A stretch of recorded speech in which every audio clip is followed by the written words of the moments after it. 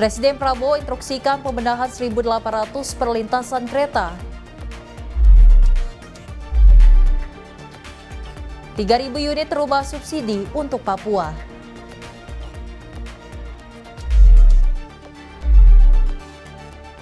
$1,36 juta penduduk miskin ekstrim telah naik kelas.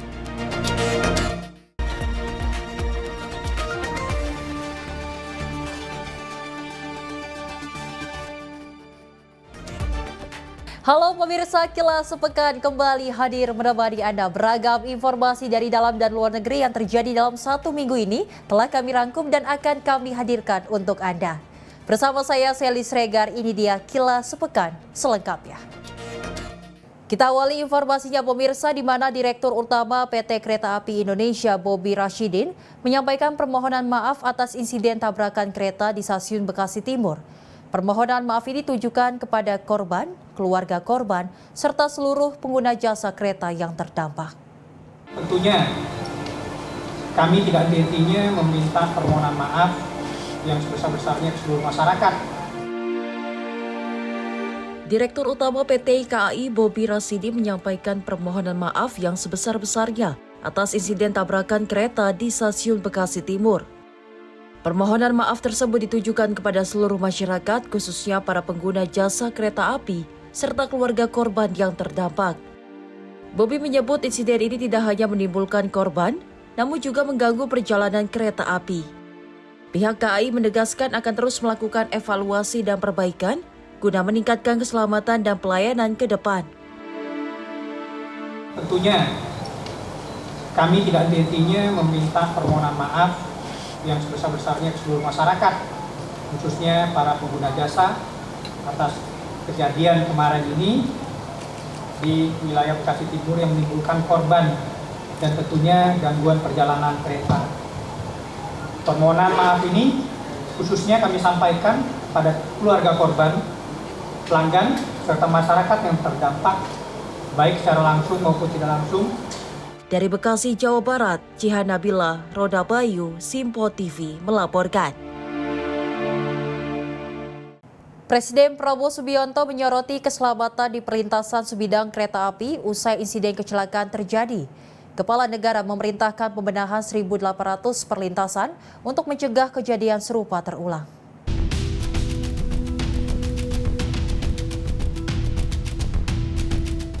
Upaya peningkatan keselamatan transportasi kereta api menjadi perhatian serius pemerintah menyusul kecelakaan yang terjadi di Bekasi. Presiden Prabowo Subianto menegaskan perlunya pembenahan menyeluruh pada perlintasan sebidang, khususnya di kawasan padat. Kepala Negara menginstruksikan perbaikan terhadap sekitar 1.800 titik perlintasan di Pulau Jawa yang dinilai masih minim pengawasan. Selain itu, pemerintah juga menyetujui percepatan pembangunan flyover di Bekasi melalui dukungan langsung dari pusat. Kita perhatikan lintasan-lintasan kereta api ini banyak yang tidak dijaga ya, di Jawa ada 1.800 titik yang juga lintasan seperti ini. Ini dari zaman, saya kira dari zaman Belanda ya sudah beberapa puluh tahun. Sekarang ya sudahlah, kita akan selesaikan semua itu. Saya sudah perintahkan segera kita akan perbaiki semua ya lintasan tersebut ya. Kita segera akan atasi.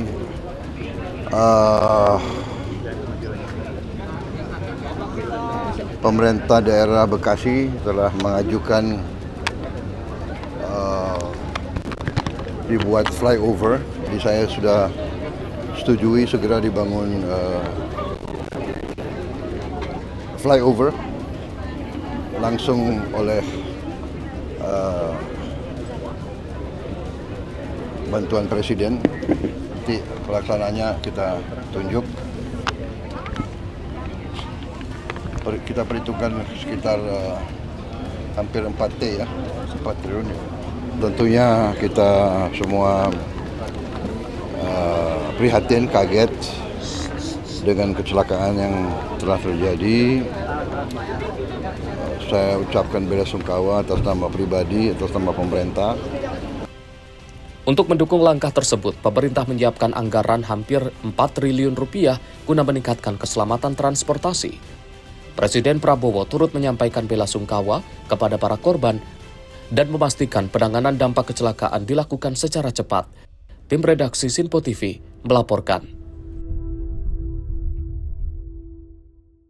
Sementara itu pemirsa, Wakil Ketua Komisi 5 DPR Saiful Huda menyoroti perihal perlintasan sebidang di jalur kereta usai terjadinya insiden tabrakan antara kereta api Argo Bromo Anggrek dengan KRL atau komuter lain. Saiful Huda menyebut usai kejadian tabrakan ini menjadi evaluasi total, khususnya perlintasan sebidang yang dinilai menjadi pemicu. Baik karena mobil mogok, sepeda motor mogok, atau yang lain, yang ini perlu dituntaskan di masa depan karena perlintasan sebidang kita, jalur dari Jakarta sampai Surabaya cukup banyak sekali. Wakil Ketua Komisi 5 DPR, Saiful Huda menjelaskan bahwa perlintasan sebidang kerap menjadi persoalan dalam kecelakaan kereta api di Indonesia. Saiful Huda mengatakan bahwa perlintasan sebidang menjadi catatan serius yang harus segera dituntaskan agar hal serupa tidak terulang kembali. Dirinya menilai jumlah perlintasan sebidang di Indonesia sangat banyak, salah satunya di jalur padat seperti tujuan Jakarta-Surabaya yang pengelolaannya belum optimal. Selain itu, ia juga mendorong agar adanya penempatan petugas di setiap perlintasan rel kereta api Indonesia. Karena itu kita minta untuk dimitigasi sampai tuntas dan memastikan peristiwa ini tidak terjadi kembali di masa yang akan datang. Memang ada beberapa catatan dari perlintasan sebidang ini yang ini masih menjadi PR serius kita karena berkali-kali terjadi kecelakaan kereta api disebabkan di jalur perlintasan sebidang ini. Baik karena mobil mogok, sepeda motor mogok, atau yang lain, yang ini perlu dituntaskan di masa depan karena perlintasan sebidang kita, jalur dari Jakarta sampai Surabaya cukup banyak sekali, dan sebagian masih dalam posisi belum tertangani secara baik,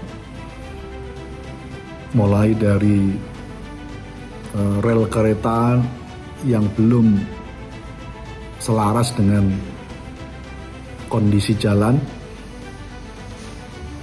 termasuk perlintasan sebidang yang semestinya bisa dijaga,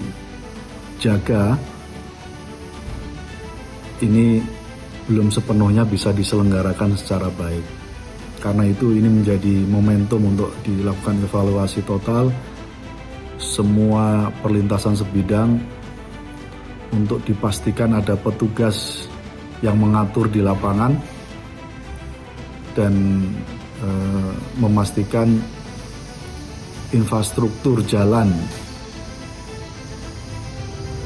di semua perlintasan sebidang dengan permukaan yang sama dengan rel kereta. Dari Jakarta, Fahrizal Davarizkiano, Sinpo TV melaporkan. Ketua Komisi 5 DPR Lazarus menyampaikan duka cita mendalam atas insiden tabrakan kereta api jarak jauh Argo Bromo Anggrek dengan KRL atau komuter lain di Stasiun Bekasi Timur, Jawa Barat. Dirinya meminta seluruh petugas untuk terus melakukan evakuasi dengan cepat serta ditangani secara baik.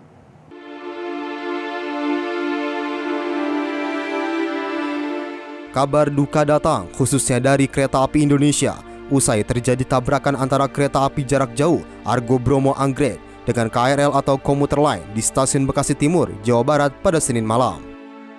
Dalam insiden tersebut menyebabkan sejumlah orang meninggal dunia serta mengalami luka-luka. Menanggapi hal ini, Ketua Komisi 5 DPR Lazarus menyampaikan duka cita mendalam atas insiden tabrakan kereta api dengan KRL. Dirinya mendorong kepada seluruh petugas untuk terus melakukan evakuasi secara cepat dan memastikan memberikan penanganan yang baik terhadap korban.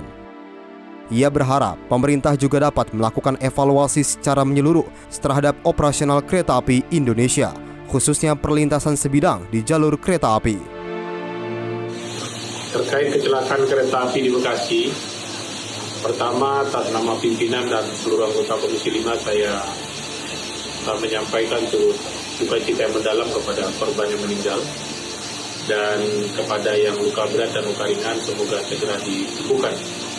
Dan pada seluruh petugas, kami berharap ini bisa ditangani dengan baik, evakuasi ini bisa berjalan dengan cepat ya, dan kereta bisa beroperasi kembali karena kita tahu kereta ini sangat dibutuhkan untuk mobilisasi masyarakat. Terkait dengan bencana kecelakaan ini, tentu ini evaluasi yang harus dilakukan oleh kita semua, terutama oleh pemerintah ya. Jadi kita berharap kepada pemerintah untuk segera melakukan evaluasi secara menyeluruh terhadap operasional kereta api di seluruh Indonesia, terutama terkait dengan perlintasan sebidang yang tadi kita maksud. Seperti kita ketahui, harusnya kereta api itu jalur lintasannya clear and clean dan tidak boleh ada obstacle atau hambatan apapun yang memungkinkan untuk terjadi di jalur kereta api. Dari Jakarta, Fahrizal Davarizkiano, Simpo TV melaporkan. Dari Presiden Prabowo Subianto menyetujui pembangunan flyover di wilayah Bekasi sebagai langkah meningkatkan keselamatan transportasi. Keputusan itu disampaikan Presiden usai menjenguk korban kecelakaan tabrakan kereta api di RSUD Bekasi pada Selasa pagi.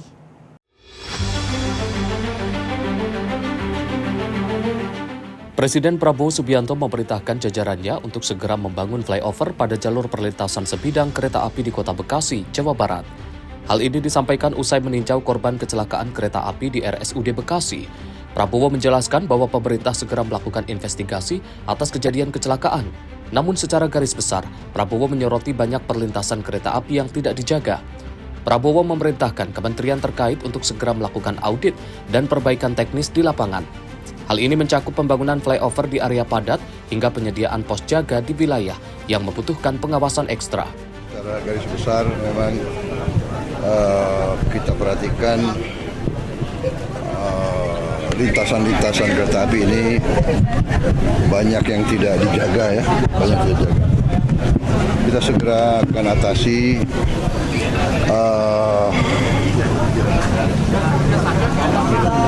Pemerintah daerah Bekasi telah mengajukan dibuat flyover karena Bekasi ini juga padat ya, dan keperluan kereta api itu sangat penting, sangat mendesak. Jadi saya sudah setujui segera dibangun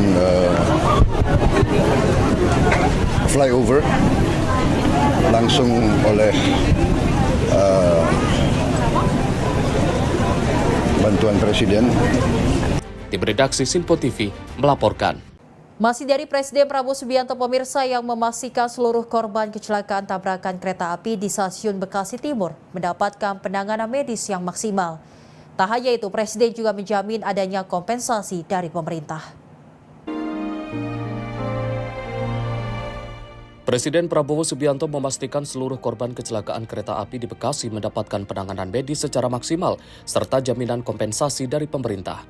Prabowo menyebutkan bahwa kondisi para korban saat ini sudah diurus oleh tim medis dan sebagian besar dari mereka telah diperbolehkan kembali ke rumah masing-masing. Selain penanganan medis, Prabowo menegaskan bahwa pemerintah bertanggung jawab penuh terhadap hak-hak para korban melalui pemberian santunan. Sebagian sudah yang pulang, kalau nggak salah masih sekitar total 60 ya. 54 dan hampir semuanya sudah ditangani yang saya lihat ya. Sudah ditangani dengan baik. Sebagian sudah dikembalikan, sebagian sudah diurus. Pokoknya semuanya sudah diurus. Ya. Kompensasi gimana ya Pak? Ya nanti ada, semuanya ada kompensasinya. Ya. Diketahui, data PT KAI mencatat kecelakaan di wilayah Stasiun Bekasi Timur mengakibatkan 14 orang meninggal dunia dan 84 orang mengalami luka-luka. Tim redaksi Simpo TV melaporkan. Pemirsa, PT Kereta Api Indonesia memastikan telah melakukan proses evakuasi secara maksimal terhadap korban imbas insiden tabrakan kereta di stasiun Bekasi Timur. Sementara itu, proses investigasi penyebab kecelakaan sepenuhnya diserahkan kepada Komite Nasional Keselamatan Transportasi atau KNKT.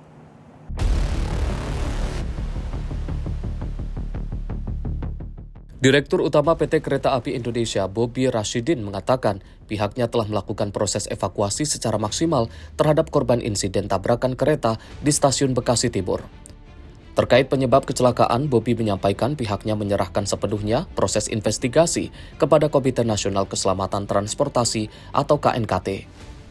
Bobi menuturkan KAI tidak akan mendesak proses penyelidikan dan memberikan kewenangan penuh kepada KNKT yang memiliki metodologi dalam mengungkap penyebab kecelakaan. Lebih lanjut, Bobi juga menegaskan akan mendukung seluruh proses investigasi serta terus memberikan penanganan terbaik bagi para korban. Seperti yang saya sampaikan tadi, kita evaluasi, kita cek satu persatu komponennya, kita cek satu persatu sistemnya, ya. Segera jika semua sudah comply dengan aturan, dengan UIC standar, kita akan jalan. Apa negasinya tidak ada investigasi sementara, Pak?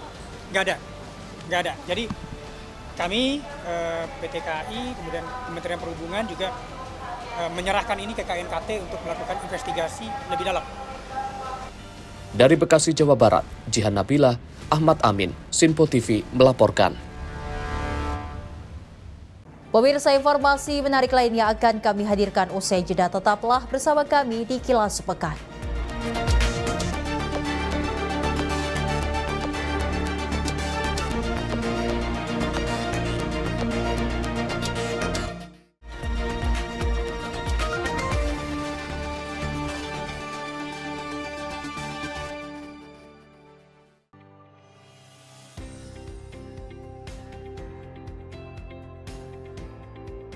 Beragam informasi terbaru hadir menemani Anda sebelum memulai hari. Waktu terbaik dengan rangkaian topik terpilih, dikemas dengan ulasan yang mendalam. Mengangkat isu yang tengah menjadi pembicaraan paling hangat, agar pagi Anda lebih semangat. Jadi pastikan pagi hari Anda lebih bermakna bersama rangkaian berita yang telah kami rangkum untuk Anda. Sembarakan pagi Anda bersama Menyapa Indonesia Pagi. Setiap Senin hingga Jumat pukul 5 pagi. Hanya di Sinpo TV.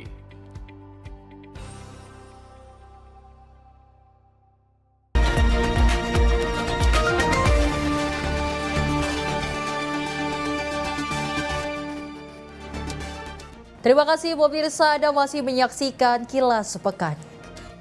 Di mana Menteri Sosial RI Saifullah Yusuf optimis pembangunan sekolah rakyat permanen di Lampung akan rampung pada Juni 2026.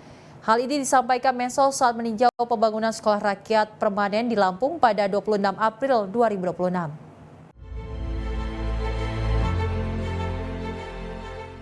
Menteri Sosial RI Saifullah Yusuf meninjau pembangunan sekolah rakyat permanen di Lampung pada Minggu 26 Juni 2026. Kunjungan ini memastikan bahwa proyek berjalan sesuai rencana dan siap digunakan pada tahun ajaran 2026 hingga 2027. Progres pembangunan di Lampung dinilai menunjukkan perkembangan positif dengan didukung ratusan tenaga kerja. Oleh karenanya, Mensos optimis pembangunan sekolah rakyat permanen di Lampung rampung pada Juni 2026. Sementara itu, secara nasional jumlah siswa sekolah rakyat ditargetkan terus meningkat hingga lebih dari 200.000 pada tahun 2028, seiring upaya pemerataan akses pendidikan di setiap daerah.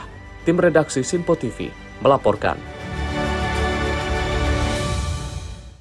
Menteri Perubahan dan Kawasan Permukiman Marwarar Sirait lakukan kunjungan kerja di Kota Sorong, Papua Barat Daya. Pemerintah menyiapkan kuota 3.000 unit rumah subsidi pada tahun 2026, diperuntukkan bagi masyarakat berpenghasilan rendah di Papua.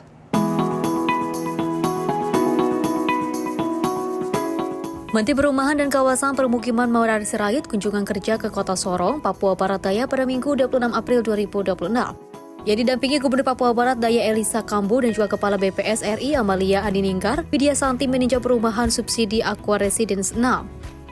Program ini juga merupakan kolaborasi antara Kementerian PKP, BP Tapera dan juga pengusaha muda Papua dalam penyediaan rumah subsidi. Marwarar juga menegaskan pembangunan perumahan membutuhkan kolaborasi lintas pihak termasuk pelaku usaha lokal. Ayolah, ini kan kebijakan nasional yang pro kepada rakyat kecil. Jadi saya pikir inilah kerjasama yang bagus, pemerintah pusat, pemerintah provinsi, pemerintah daerah, kota, tolong tadi BPATB, BPG belum gratis, buat rakyat kecil, itu sudah diputuskan, tolong itu dilakukan supaya MDR, rakyat kita, itu diperhatikan. Pemerintah menyiapkan kuota 3.000 unit rumah subsidi pada tahun 2026 diperuntukkan bagi masyarakat berpenghasilan rendah di Papua. Yang memastikan pemerintah menghadirkan skema pembiayaan inklusif dan terjangkau agar masyarakat lebih mudah mengakses hunian layak. Menurutnya perumahan tersebut memiliki keunggulan dari sisi lokasi karena dekat dengan fasilitas umum seperti sekolah, rumah sakit, pasar, dan tempat ibadah. Ia bahkan memberikan penilaian terhadap kualitas perumahan tersebut dengan skor 8 dari 10. Kementerian PKP bekerjasama dengan BPS dalam penyediaan data akurat bagi masyarakat penerima manfaat. Kepala BPS Amalia Adininggar Widya Santi mendukung program tersebut melalui penyediaan data valid dan juga terintegrasi. Gubernur Papua Barat Daya Elisa Kambu turut mengapresiasi perhatian pemerintah pusat dalam pembangunan perumahan di wilayahnya. Tim redaksi Simpo TV melaporkan. Pemerintah menegaskan komitmennya melindungi buruh melalui kenaikan UMP dan penguatan jaminan sosial ketenagakerjaan. Kebijakan ini pemirsa mencakup peningkatan kesejahteraan hingga jaminan bagi pekerja yang kehilangan pekerjaan.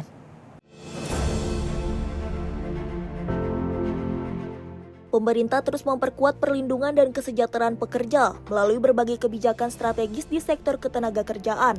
Sekretaris Jenderal Kementerian Ketenagakerjaan, Kris Kuntadi, mengungkapkan ada 6 langkah utama yang mencerminkan keberpihakan kepada buruh. Mulai dari penyesuaian upah minimum regional UMP 2026 hingga peningkatan jaminan sosial. Kebijakan tersebut mencakup penetapan UMP dengan mempertimbangkan kebutuhan hidup layak, inflasi, dan pertumbuhan ekonomi, serta pengembalian upah minimum sektoral. Selain itu, pemerintah memberikan bonus hari raya bagi pengemudi dan kurir online, minimal 25% dari rata-rata pendapatan, serta diskon 50% iuran jaminan kecelakaan kerja dan jaminan kematian bagi pekerja informal. Manfaat jaminan kehilangan pekerjaan juga ditingkatkan menjadi 60% gaji selama 6 bulan, disertai akses pelatihan dan informasi kerja.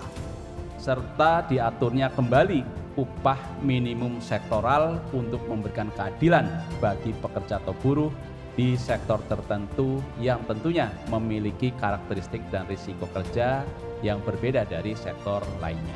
Peningkatan bonus hari raya atau BHR bagi pengemudi dan kurir online yang ditetapkan minimal 25% dari rata-rata pendapatan bersih 12 bulan terakhir. Di awalnya hanya untuk pengemudi dan kurir online dan saat ini diperluas termasuk untuk petani, nelayan, pedagang, peternak, dan yang lain-lain. Artinya kalau ada pekerja yang diberhentikan, yang kehilangan pekerjaan, maka ada jaminan. Di sisi lain, pemerintah juga menyalurkan bantuan subsidi upah kepada jutaan pekerja dan menyediakan program subsidi perumahan dengan cicilan terjangkau. Untuk mengantisipasi gejolak industri, dilakukan koordinasi lintas kementerian, optimalisasi sistem peringatan dini PHK, serta penguatan dialog antara pekerja, pengusaha, dan pemerintah guna menjaga stabilitas sektor ketenagakerjaan. Untuk mendeteksi gejolak di sektor industri. Di antara yang pertama, dengan Kementerian Keuangan yang telah membentuk Satgas Debottlenecking untuk mengatasi kendala yang dihadapi para pelaku industri di tanah air. Dikeluarkan kebijakan penyusunan iuran JKK bagi industri padat karya untuk menjaga keberlangsungan usaha dan perlindungan. Tim redaksi Simpo TV melaporkan. Sementara itu pemirsa, dari Menteri PPPA Arifah Fauzi menghadiri peluncuran Ruang Bersama Indonesia di Kota Depok dalam rangka HUT ke-27 Kota Depok. Kehadiran RBI dapat mendukung terciptanya lingkungan yang setara, aman, serta mendorong peran aktif perempuan dalam kehidupan sosial. Menteri Pemberdayaan Perempuan dan Perlindungan Anak RI, Arifah Fauzi turun langsung ikut meresmikan program Ruang Bersama Indonesia di Kota Depok pada Minggu 26 April 2026. Adapun RBI adalah program prioritas Kementerian PPPA yang bertujuan menciptakan ruang aman, kolaboratif, dan berbasis data untuk memperkuat pemberdayaan perempuan dan perlindungan anak. Depok disebut menjadi kota pertama yang melaksanakan program ini. Ia menjelaskan di sejumlah kabupaten kota yang di-launching adalah beberapa desa. Karena persoalan yang kita hadapi di tidak bisa diselesaikan oleh satu pihak saja. Oleh karena itu, menyelesaikan di tingkat desa merupakan solusi terbaik agar persoalan ini bisa segera diselesaikan. Sekali lagi, kita berharap langkah-langkah yang dilakukan oleh Kota Depok bisa menginspirasi kota kabupaten yang lainnya untuk segera melaksanakan ruang bersama Indonesia, kolaborasi, sinergi, dan gotong royong. Arifah menjelaskan tujuan RBI adalah mengkolaborasikan perangkat kerja atau stakeholder yang ada di daerah, karena setiap persoalan itu tidak bisa diselesaikan oleh satu dinas saja. Sementara itu, Wali Kota Depok Supian Suri menyampaikan apresiasi dan terima kasih yang sebesar-besarnya kepada seluruh pihak yang telah berkontribusi dalam terselenggaranya kegiatan ini. Supian menjelaskan, RBI adalah gerakan kolaboratif dari seluruh elemen masyarakat dengan para pemangku kepentingan berbasis kelurahan, bersinergi menyelenggarakan program berperspektif perempuan dan anak. Hal itu berdasarkan kearifan lokal secara holistik, integratif, dan berkelanjutan untuk mewujudkan Indonesia Emas 2045. RBI bertujuan untuk mewujudkan desa dan kelurahan yang ideal bagi perempuan dan anak. Tujuan tersebut dicapai dengan membangun komitmen dan kepemilikan bersama di tingkat kelurahan, serta mengoptimalkan seluruh potensi dan kapasitas yang dimiliki untuk mendukung pemberdayaan perempuan dan pemenuhan serta perlindungan hak anak secara berkelanjutan. Tim redaksi Sinpo TV melaporkan.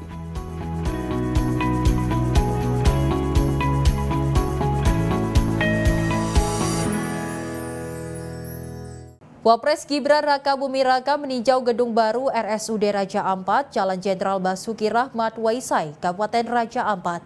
Pemerintah terus mendorong penguatan layanan kesehatan yang terintegrasi dengan pengembangan wilayah sehingga manfaatnya dapat dirasakan secara luas.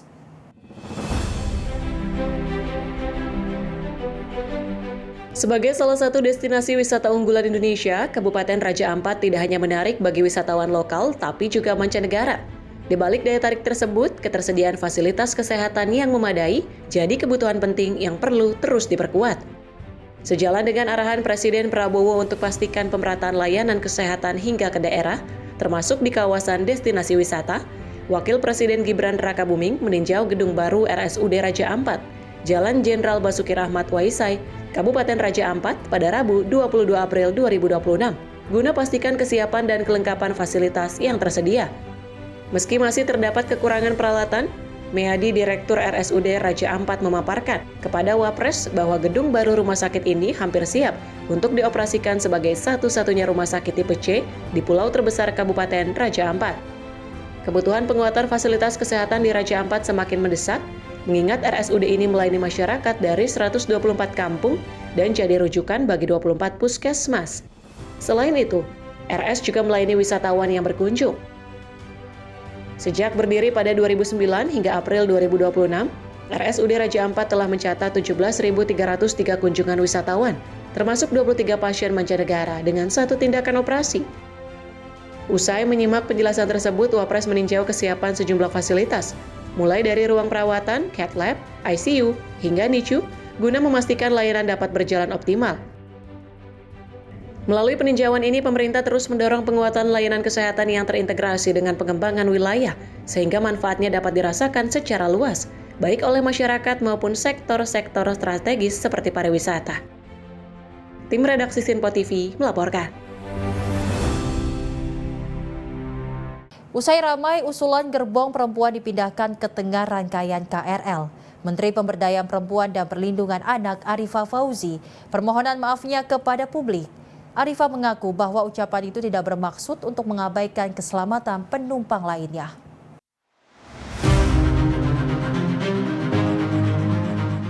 Menteri Pemberdayaan Perempuan dan Perlindungan Anak Arifah Fauzi berikan klarifikasi terkait permintaan agar gerbong khusus perempuan di KRL dipindah ke tengah, bukan di paling belakang dan depan. Pernyataan tersebut sebelumnya memicu kontroversi di media sosial. Sejumlah warganet mempertanyakan relevansi isu gender dalam konteks keselamatan transportasi, terutama setelah insiden kecelakaan kereta di Bekasi Timur. Arifah juga menyampaikan permohonan maaf kepada masyarakat, khususnya kepada para korban dan keluarga yang terdampak. Ia tak bermaksud untuk mengabaikan keselamatan para penumpang lainnya. Menteri Arifah menyadari bahwa dalam kondisi duka seperti ini, Fokus utama adalah keselamatan dan penanganan korban, serta empati kepada keluarga. Terkait pernyataan saya pasca insiden kecelakaan kereta di Bekasi Timur, saya menyadari bahwa pernyataan tersebut kurang tepat. Untuk itu, saya memohon maaf sebesar-besarnya kepada seluruh masyarakat, khususnya kepada para korban dan keluarga korban yang merasa tersakiti atau tidak nyaman atas pernyataan tersebut. Tidak ada maksud dari saya untuk mengabaikan keselamatan penumpang lainnya. Saya memahami bahwa dalam situasi duka seperti ini, yang menjadi fokus utama adalah keselamatan, penanganan korban, serta empati kepada seluruh keluarga yang terdampak. Kita semua sepakat bahwa keselamatan seluruh masyarakat adalah prioritas nomor 1, baik perempuan maupun laki-laki.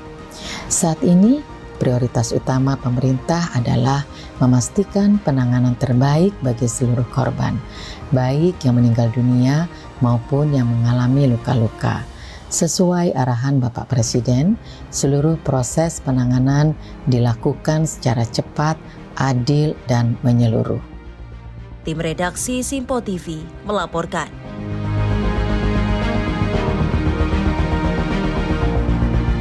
Pemirsa, Kemnaker resmi meluncurkan Talent and Innovation Hub pada Selasa 28 April 2026.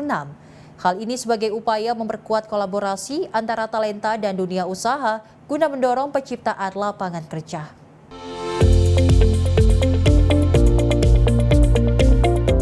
Menaker Yasirli mengatakan program ini diharapkan menjadi solusi atas tantangan ketenagakerjaan, khususnya kesenjangan antara kompetensi tenaga kerja dengan kebutuhan industri. Peluncuran TIH dilakukan di Balai Perluasan Kesempatan Kerja, Bekasi pada Selasa 28 April 2026 dan diikuti secara daring oleh ribuan peserta dari berbagai daerah. Program ini merupakan bagian dari transformasi pengembangan sumber daya manusia yang tidak lagi hanya berfokus pada pelatihan, tetapi juga mendorong inovasi dan kewirausahaan. And Innovation Hub ya. Jadi ini salah satu bentuk transformasi dari Balai Perluasan Kesempatan Kerja di Kementerian Ketenagakerjaan. Selama ini mungkin Balai Perluasan Kesempatan Kerja kita masih terbatas perannya. Lebih banyak program-program basisnya itu adalah kewirausahaan atau tenaga kerja mandiri. Kami melihat bisa dikembangkan lebih jauh, makanya kita beri nama Talent and Innovation Hub. Intinya adalah Talent Hub itu kita mengundang ya anak bangsa untuk berkumpul di balai-balai Kementerian Ketenagakerjaan, khususnya adalah Balai Perluasan Kesempatan Kerja. Bahkan kita juga berharap di Balai Vokasi mereka bisa hadir, berkumpul, sharing, mendapatkan peningkatan kompetensi. Menteri Ketenagakerjaan Yasirli mengatakan bahwa Talent and Innovation Hub merupakan bagian dari transformasi BPKK, di mana program ini dirancang sebagai ekosistem yang juga menghubungkan pelatihan, inovasi, dan kebutuhan industri. Melalui pendekatan ini, talenta tidak hanya dipersiapkan untuk menjadi pencari kerja, tetapi juga didorong menjadi pencipta lapangan kerja. Menaker menjelaskan kegiatan Talent and Innovation Hub mencakup penguatan kompetensi berbasis kebutuhan industri melalui berbagai program pelatihan seperti pengembangan keterampilan digital, kecerdasan buatan, kewirausahaan, serta program peningkatan kapasitas bagi penyandang disabilitas. Dalam program ini, peserta tidak hanya mengikuti pelatihan tetapi juga terlibat dalam pembelajaran berbasis proyek untuk menghasilkan solusi atau produk yang relevan dengan kebutuhan pasar. Tim redaksi Simpo TV melaporkan. Informasi lainnya pemirsa, di mana Presiden Prabowo Subianto menargetkan revitalisasi 288.000 sekolah di seluruh Indonesia rampung pada tahun 2028. Program ini menjadi bagian dari upaya pemerintah meningkatkan kualitas pendidikan nasional. Presiden Prabowo Subianto menegaskan target pemerintah untuk menuntaskan revitalisasi 288.000 sekolah di seluruh Indonesia pada 2028 sebagai bagian dari investasi besar di sektor pendidikan. Pernyataan ini disampaikan saat kunjungan ke SMAN 1 Cilacap, Jawa Tengah, Rabu 29 April 2026. Dalam peninjauan tersebut, Presiden Prabowo memaparkan rencana bertahap penyelesaian program, mulai dari 87.000 sekolah yang ditargetkan rampung pada akhir tahun ini, hingga sisa 200.000 sekolah yang akan dikejar pada 2027 dan 2028. Kepala negara juga menyebut peningkatan signifikan jumlah sekolah yang direvitalisasi dibanding tahun sebelumnya. Saya berharap semua sekolah akan selesai 2028. Kita kalau tidak salah punya 288.000 sekolah. Kalau tahun ini berarti 87.000 akan selesai akhir tahun. Berarti kita masih punya 200.000. Kalau 100.000 2027, 100.000 2028, semua sekolah Indonesia sudah diperbaiki. Tahun ini sudah 70.000. Anggaran tahun lalu 17.000 sekolah, tahun ini 70.000 sekolah. Tahun depan target saya kalau bisa lebih dari 100.000. Sekolah adalah sangat penting. Pendidikan adalah kunci kebangkitan bangsa kita. Ya. Saya akan menaruh perhatian dan saya akan investasi besar-besaran di bidang pendidikan untuk masa depan bangsa kita semuanya. Setiap anak Indonesia harus dikasih pendidikan yang terbaik. Presiden menyampaikan, perbaikan infrastruktur pendidikan menjadi prioritas utama karena pendidikan adalah kunci kemajuan bangsa. Program revitalisasi ini mencakup pembenahan bangunan sekolah, peningkatan fasilitas belajar, serta pemerataan kualitas pendidikan hingga ke wilayah perkotaan dan daerah tertinggal, terdepan, dan terluar. Tim redaksi Sinpo TV melaporkan. Menko Perekonomian Erlangga Hartarto menyatakan pemerintah membebaskan bea masuk bahan baku plastik untuk melindungi industri di tengah tekanan global. Kebijakan ini juga menjaga daya beli masyarakat lewat stabilitas harga plastik. Impor LPG bea masuknya diturunkan dari 5% menjadi 0%, sehingga refinery bisa memperoleh bahan baku alternatif dari nafta ke LPG. Pemerintah menurunkan bea masuk impor LPG dari 5% menjadi 0% untuk menjaga daya beli masyarakat, serta mendukung keberlangsungan industri di tengah tekanan ekonomi global. Pernyataan tersebut disampaikan Menteri Koordinator Bidang Perekonomian Erlangga Hartarto dalam konferensi pers di Jakarta, Selasa 28 April 2026. Kebijakan ini memberi alternatif bahan baku bagi industri petrokimia yang sebelumnya bergantung pada nafta, sehingga dapat beralih ke LPG untuk kebutuhan produksi plastik. Aturan lebih lanjut akan dituangkan dalam Peraturan Menteri Perindustrian dan Peraturan Menteri Keuangan. Impor LPG bea masuknya diturunkan dari 5% menjadi 0%, sehingga refinery bisa memperoleh bahan baku alternatif dari nafta ke LPG. Menteri Perindustrian dan Menteri Keuangan akan menyiapkan Permenperin maupun PMK-nya. Seluruhnya diberikan bea masuk 0%, namun ini diberi periode dalam 6 bulan. Nanti kita lihat situasi sesudah 6 bulan seperti apa. Nanti disiapkan agar proses bagi para industri ini jelas waktunya dan prosesnya sampai di mana. Selain LPG, pemerintah juga menghapus bea masuk sejumlah bahan baku plastik seperti polipropilen, polyethylene, LLDPE, dan HDPE selama 6 bulan. Langkah ini diharapkan menekan biaya produksi, menjaga pasokan, serta membuat harga plastik tetap terjangkau bagi masyarakat. Tim redaksi Sinpo TV melaporkan.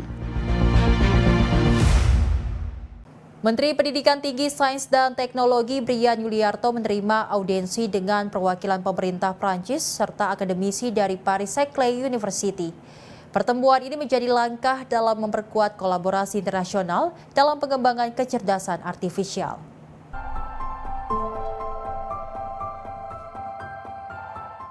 Kementerian Pendidikan Tinggi, Sains dan Teknologi terus memperkuat kolaborasi internasional dalam pengembangan kecerdasan artifisial atau AI sebagai bagian dari upaya mendorong transformasi pendidikan tinggi, riset dan inovasi nasional.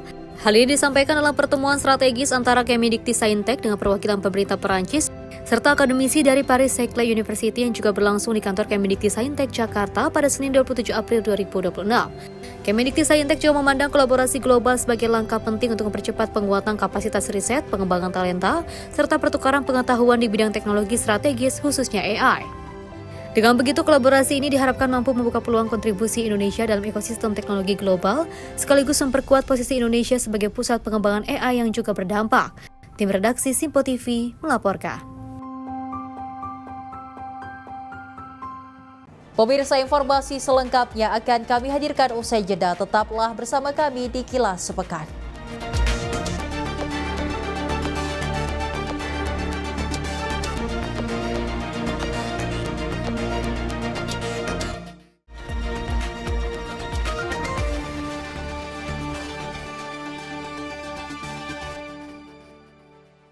menelusuri fakta di antara simpang siur opini publik. Mereka tidak hanya bisnis gelap, tapi juga menciptakan perlawanan. Maka negara harus tegas di sini. Membedah isu hangat dengan sudut pandang yang jernih dan berimbang. Kok baru terungkapnya sekarang? Ya kita melihatnya berarti secara nggak langsung ketika hal itu terungkap ada aparat penegak hukum yang sedang bekerja. Catatan Sinpo setiap hari Minggu pukul 12:30 siang hanya di Sinpo TV.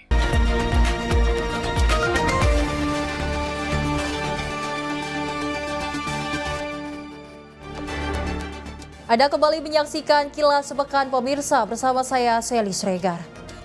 Di mana Presiden RI Prabowo Subianto telah melantik Jenderal TNI Purnawirawan Dudung Abdurrahman sebagai Kepala Staf Kepresidenan menggantikan Muhammad Kodari. Presiden RI Prabowo Subianto telah melantik Jenderal TNI Purnawirawan Dudung Abdurrahman sebagai Kepala Staf Kepresidenan menggantikan Muhammad Kodari.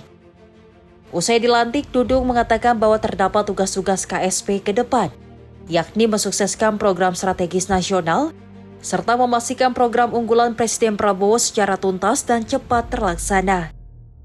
Ia juga mengatakan yang menjadi tugasnya adalah mengevaluasi dan memonitor program-program kementerian serta lembaga, termasuk bekerja sama dengan kementerian dan pemerintah daerah. Tujuannya adalah agar jangan sampai ada hal-hal yang menjadi prioritas Presiden Prabowo kemudian terjadi masalah-masalah birokrasi. Juga mengatakan akan berupaya memangkas birokrasi yang berbelit. Selanjutnya juga sebagai KSP tentunya nanti saya sebagai penghubung antara masyarakat dengan pemerintah.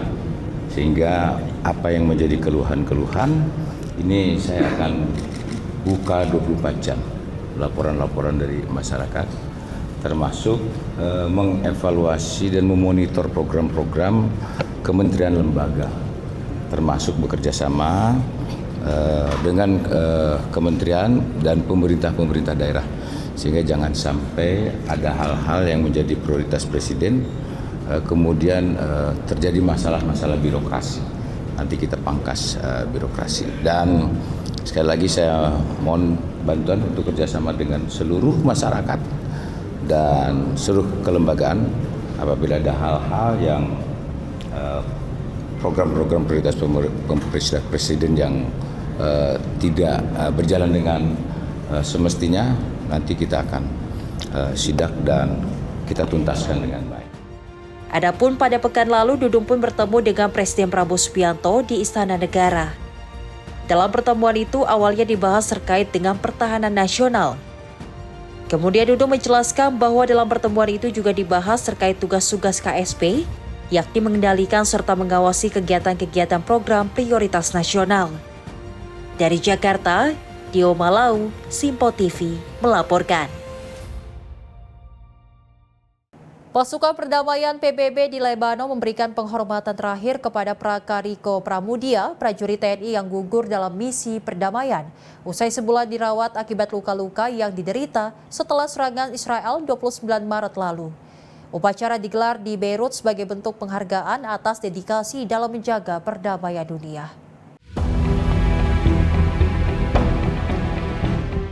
Pasukan Sementara Perserikatan Bangsa-Bangsa di Lebanon atau UNIFIL menggelar upacara penghormatan terakhir bagi Prakariko Pramudia pada Minggu 26 April di Beirut. Upacara dipimpin langsung oleh Kepala Misi dan Panglima UNIFIL, Maijen Diadato Akbenara, yang menyampaikan bahwa Prakariko gugur saat menjalankan tugas mulia di bawah panji PBB. Prakariko diketahui meninggal dunia setelah menjalani perawatan selama hampir 1 bulan akibat luka serius yang diderita pasca serangan artileri pada 29 April 2026. Upacara tersebut juga dihadiri Duta Besar Indonesia untuk Lebanon, perwakilan pemerintah Lebanon, serta kontingen Garuda yang bertugas di UNIFIL. UNIFIL menegaskan serangan terhadap pasukan penjaga perdamaian merupakan pelanggaran serius terhadap hukum humaniter internasional dan dapat dikategorikan sebagai kejahatan perang. Pihak UNIFIL juga menuntut agar insiden tersebut diselidiki secara menyeluruh serta pihak yang bertanggung jawab diproses sesuai hukum yang berlaku. Dear Rico, we are here for you today. We are here to stand before you and to honor you. As your commander, I speak to you with respect and with a heavy heart. You came here far from home to serve under the United Nations flag, to bring peace to this land. And here, in the south of Lebanon, you gave everything. You gave everything you had for peace in this land. And for this, you have all our respect. As a soldiers, as a peacekeepers, we carry your mission forward. We will remain steady. We will remain united. We will remain vigilant. This is a hour we honor you. Your place remains with us in our action, in our commitment, in our sense of duty.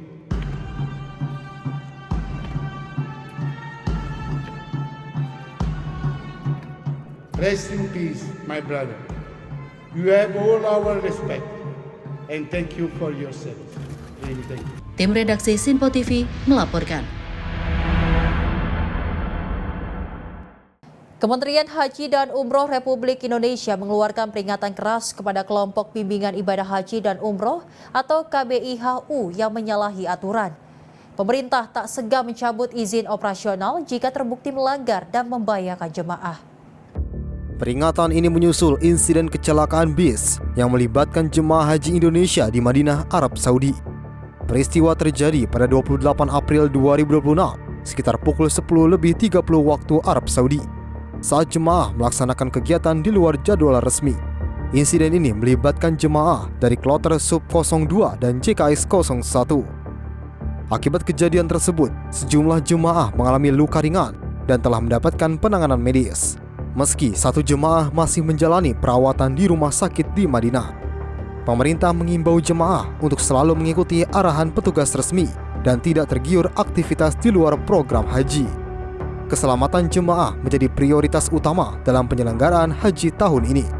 Pemerintah juga menegaskan larangan praktik penawaran paket tambahan di luar kepentingan ibadah, termasuk pungutan biaya di luar ketentuan. Kementerian menilai insiden ini menjadi peringatan serius terkait aktivitas jemaah yang tidak terkoordinasi dengan petugas resmi. Seluruh KBIHU diminta untuk wajib berkoordinasi dan mematuhi ketentuan yang berlaku demi keselamatan jemaah. Apabila masih ditemukan pelanggaran, terlebih yang mengabaikan keselamatan jemaah, maka kami tidak akan ragu untuk mencabut izin operasional KBIHU yang bersangkutan. Keselamatan, ketertiban, dan kenyamanan jemaah adalah prioritas utama yang tidak dapat ditawar. Tim redaksi Simpo TV melaporkan. Pemirsa, dari Menteri UMKM Maman Abdurrahman tegaskan komitmen pemerintah perkuat pelindungan sekaligus peningkatan daya saing pengusaha UMKM yang beraktivitas di pasar digital atau e-commerce. Inisiatif penyusunan regulasi jadi respon atas berbagai aspirasi dan keluhan pengusaha UMKM.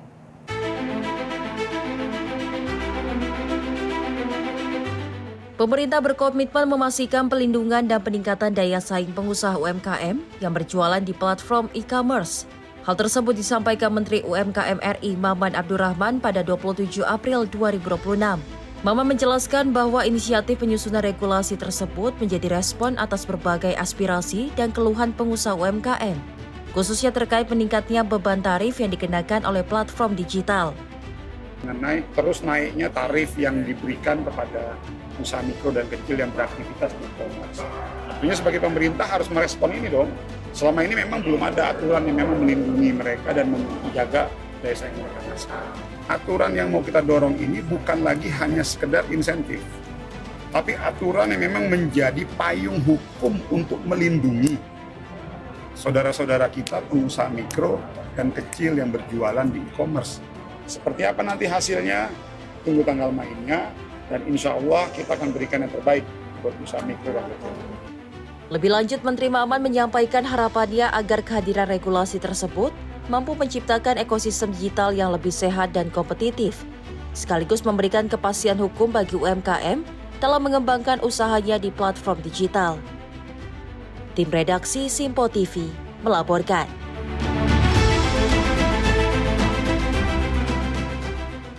Satu tahun pelaksanaan program Sekolah Rakyat, pemerintah terus melakukan evaluasi dan penyempurnaan guna memperkuat perannya dalam mengatasi kemiskinan melalui sektor pendidikan.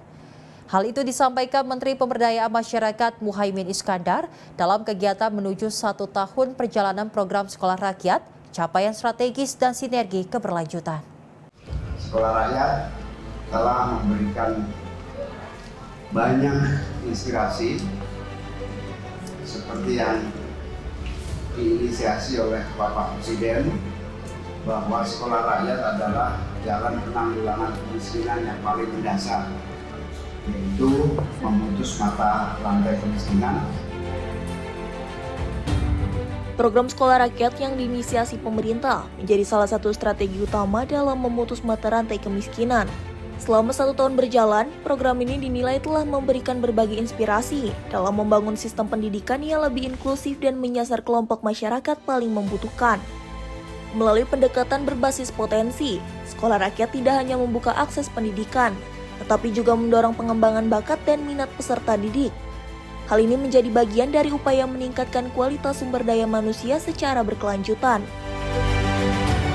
Sekolah Rakyat telah memberikan banyak inspirasi seperti yang diinisiasi oleh Bapak Presiden, bahwa sekolah rakyat adalah jalan penanggulangan kemiskinan yang paling mendasar, yaitu memutus mata rantai kemiskinan. Bahkan para peserta didiknya adalah target dari penanggulangan kemiskinan itu, yang pada ujungnya adalah terciptanya ekosistem pendidikan, peningkatan kualitas SDM, networking, tindak lanjut dari pendidikan agar menjadi berdaya mandiri. Disitulah sekolah rakyat berkembang sesuai dengan talenta yang dimiliki anak didik, sesuai dengan bakat minat yang mereka miliki. Sekolah rakyat adalah wujud dari kebijakan anggaran yang tepat sasaran dan memiliki target paling bawah dari masyarakat yang membutuhkan. Kedepan, pemerintah akan terus menyempurnakan pelaksanaan sekolah rakyat agar dampaknya semakin luas dan efektif. Program ini juga diharapkan menjadi fondasi penting dalam menciptakan generasi yang berdaya sekaligus mempercepat pengentasan kemiskinan di Indonesia. Melalui penguatan program pendidikan yang tepat sasaran, pemerintah memastikan upaya peningkatan kualitas sumber daya manusia dapat berjalan seiring dengan penurunan angka kemiskinan. Dari Jakarta, Sri Dewi Andayani, Ahmad Amin, Sinpo TV melaporkan. Informasi lainnya pemirsa, di mana kedatangan jemaah haji Indonesia di Tanah Suci terus berlangsung hingga Selasa petang waktu Arab Saudi. Puluhan ribu jemaah telah tiba di kota Madinah. Petugas haji pun meningkatkan pelayanan, terutama bagi jemaah lanjut usia dan beresiko tinggi.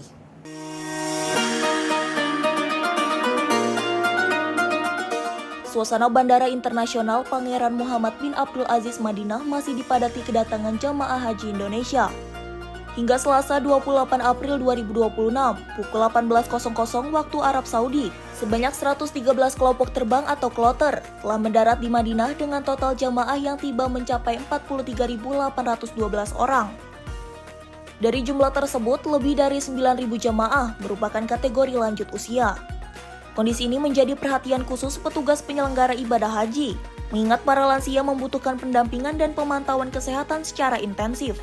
Jemaah resiko tinggi dan yang memiliki penyakit penyerta sudah terdata sejak di tanah air. Selama di Madinah, kondisi akan terus dipantau oleh petugas kesehatan. Sedangkan untuk jemaah lansia totalnya ada 9.206 orang. Kalau diperkirakan sekitar ada 20% dari jamaah kita itu merupakan jamaah kategori lansia.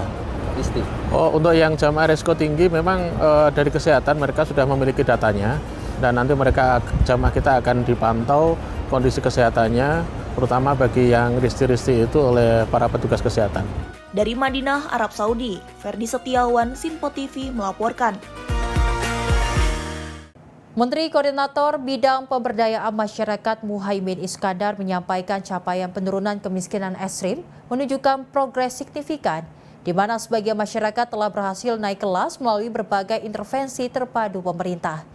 Secara jumlah penduduk miskin ekstrim berkurang dari 3,56 juta jiwa menjadi 2,2 juta jiwa, yang artinya sekitar 1,36 juta penduduk miskin ekstrim telah naik kelas. Menteri Koordinator Pemberdayaan Masyarakat Muhaimin Iskandar menegaskan, capaian penurunan kemiskinan ekstrim merupakan hasil kerja bersama lintas kementerian lembaga, pemerintah daerah, serta dukungan berbagai pemangku kepentingan.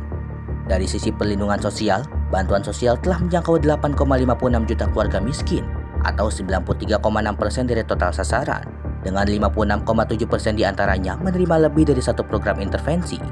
Menko Muhaimin menyebutkan penduduk miskin ekstrim saat ini telah berkurang dari 3,56 juta jiwa menjadi 2,2 juta jiwa.